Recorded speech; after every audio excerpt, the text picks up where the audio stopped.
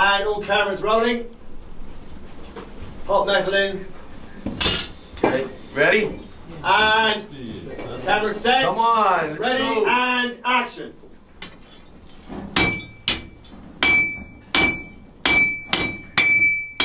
Rambo is a very loyal character, and he's a very straightforward character in his beliefs and what he thinks.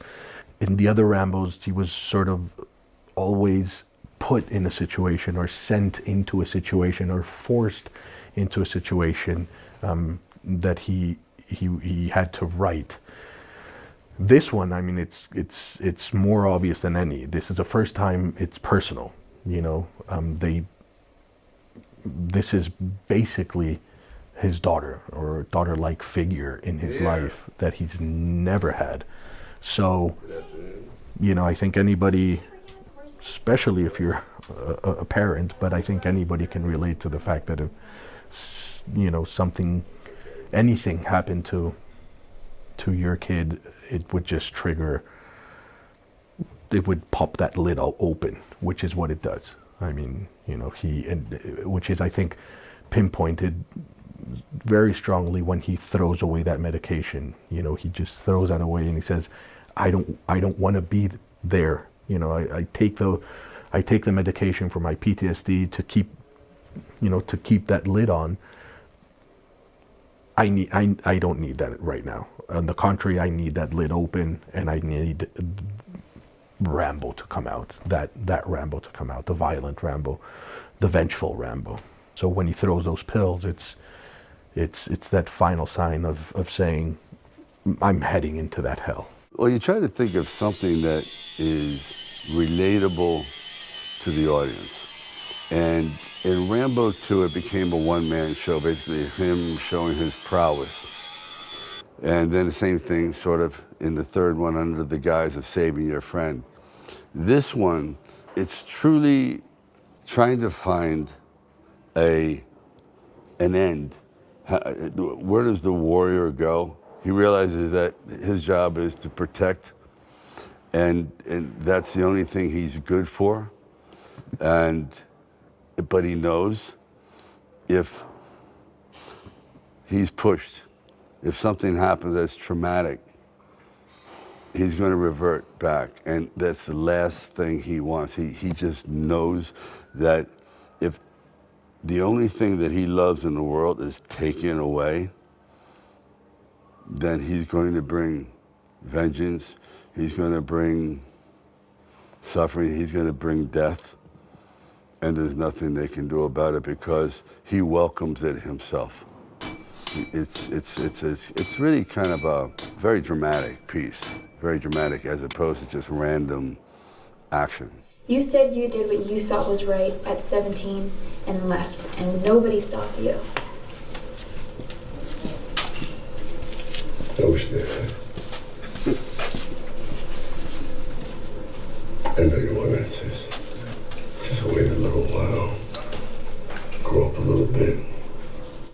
You're going to see a very different side to him because he's never had someone where he had to raise them as his own. And so, you know, that's different. He raised me from day one. Well, not day one, but basically as his own. So it's a different kind of relationship. There's more sentiment in that. I think you're going to see a very emotional side to him. What's that look like? A small knife. No. This is a Damascus steel letter romper that I made for when you go away to college. You know, I grind these handles down. Beautiful, all white. Good job. Killed it. Pretty much.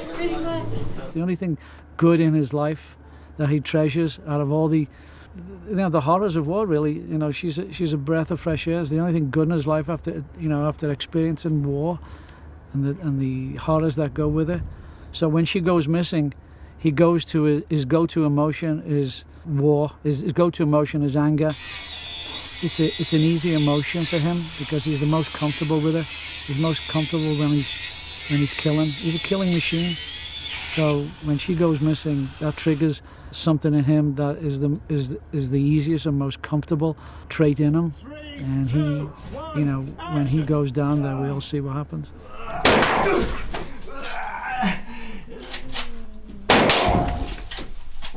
I've always, and I don't apologize for it. There's no more vicious animal on the planet than a human being.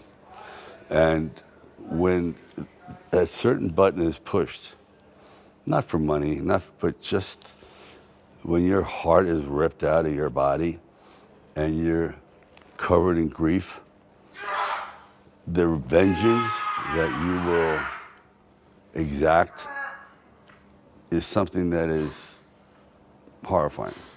And you saw a little of that in the last Rambo, but that was more of a war. This is something that goes even, it's as deep as it gets.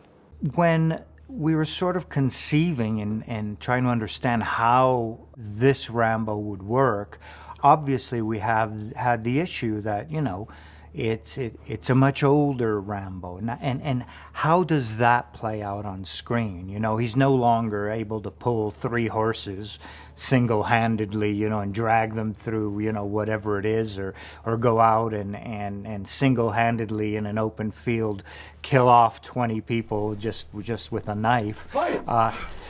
This is now sort of coming full circle for Rambo. You know, in the first one, he wasn't a killer per se. Yes, he had the Vietnam experience, but he was a Rambo who just wanted to be left alone. Just leave me alone. Don't, you know, I'm just walking here, I'm doing my own thing.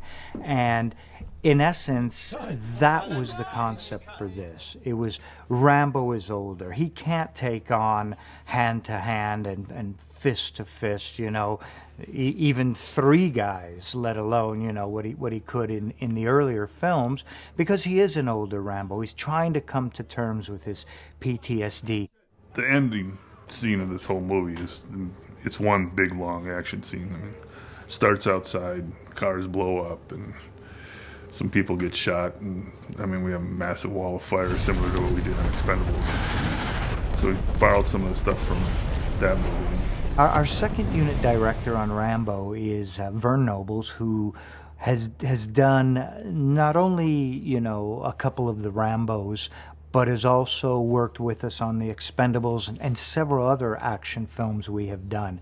And because he's worked with Sly for 25 years, they have an understanding about, you know, what Rambo is. And along with Adrian, they've been able to really design the action sequences that are Rambo action sequences.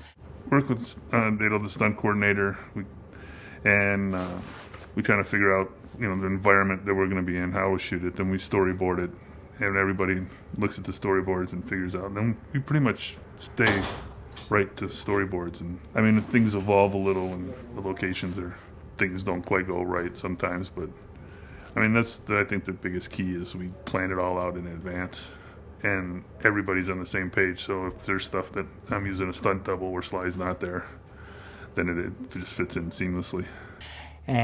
Now, there's a difference there because, you know, if you're doing a film like Expendables, the action in that tends to be different than the Rambo action, particularly for this film, because this film is still action full. But what this film has is a more realistic, more gritty action. What we've tried to do with this film in terms of the action is to sort of come full circle to the first Rambo film, First Blood, where you don't see Rambo with, you know, 2 rocket launchers in each hand blowing helicopters out of the sky. This is the Rambo from when we first met him, the Rambo that uses his skills, that uses his environment in order to take out and hunt down the bad guys. He's not the Rambo that comes in with a big bomb and blows everybody out of the sky or off the land. Here is a Rambo who relies on stealth, a Rambo who will go in unnoticed and take care of the business he has to do. That's not to say there isn't gunplay and there aren't explosions, but those are more rooted in reality, rooted going back to the first Rambo with kind of the real cool traps and things that he has set up in order to basically outwit these bad guys who he has gone after and who are coming after him.